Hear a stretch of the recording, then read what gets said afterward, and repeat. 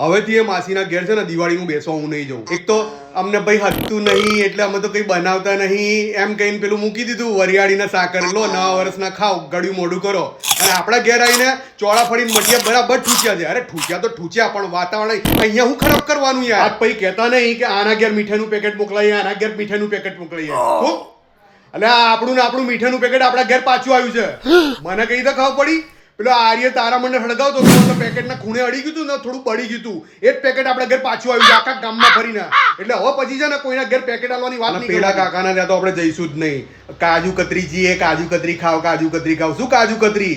અંદર નર્યા સિંગદાણા હતા 200 રૂપિયા કિલો વાળી કાજુ કતરી લઈને આવ્યા છે તો કોઈ કાજુ થોડા હાલવાના છે સિંગદાણા જ હાલે કે આર્યને ઘૂઘરા બહુ ભાવે છે. લે બેટા કહીને બિચારાને 4 ઘૂઘરા ઠૂચાઈ માર્યા. મને ખબર છે ઘૂઘરા ખૂટવાડવા હતા કોઈ ખાતું નતું ને એટલે 4 જ ડબ્બામાં વધ્યા હતા આર્યના પરાણે ખવડાયા. ઉત્તરસંડાના ફેમસ મઠિયા છે ઉત્તરસંડાના ફેમસ મઠિયા છે કે એટલા બધા મઠિયા ખવડાયા છે અહીંયા પેટની શું કેવું અહીંયા ઉત્તરસંડામાં છટકી ગયું છે.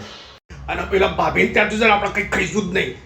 એ જો ગળું બેહી ગયું છે કપાસિયા તેલ નર્યું વાપરે છે કપાસિયા તેલ મને હતું નહીં અને પાછા કે સિંગ તેલ પ્યોર અમારે તો ગોમડેથી આવે કોઈ ગોમડેથી નહીં આવતું આ કપાસિયા તેલમાં ગળું બેહાડી દીધું.